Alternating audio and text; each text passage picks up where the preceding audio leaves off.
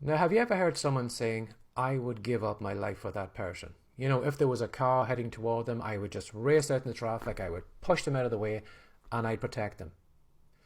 But when you think about it, the easiest thing that you can probably do right now is to give up your life for someone.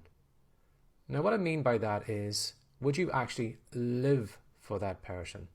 You know, a lot of us would just give up our lives, but many of us would actually live for that person. Now, the reason I'm talking about that is that sometimes we won't take action on ourselves. You know, we gladly make statements like that, like I'd give up my life for someone. I'd give up my life for my spouse. I'd give up my life for my kids. I'd give my life up for my best friend or whatever it is. But would you actually live for that person? Would you actually take actions even though you don't want to take those actions because of that person? You know, right now you might be saying, well, I would love to have an online business. I would love to have this kind of, an income coming in where I could give my kids a great future.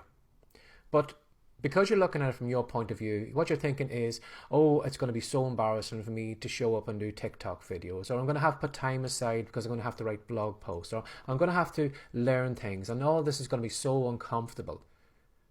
But yet, if you really wanted to live for that person, what you would do is you would take those actions regardless of how you felt about yourself. You wouldn't care about embarrassing yourself in a video because you're doing it for your kids or for your spouse.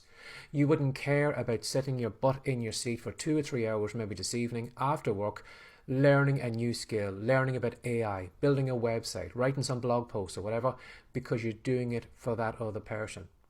So if you find right now that maybe you're just not motivated, you're not inspired, it could be that maybe what you need to do is you need to focus your attention on the other person. You need to do it for someone else.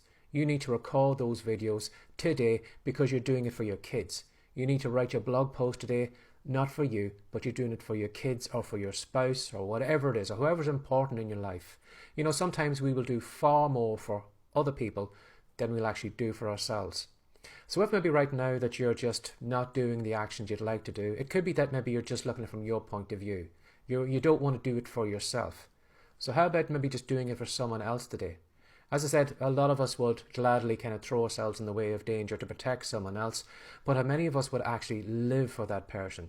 Take actions, even though those actions are embarrassing ones, where they're actions where we just don't want to do them, where they're just a pain in the butt, where they're just, you know, uncomfortable to do.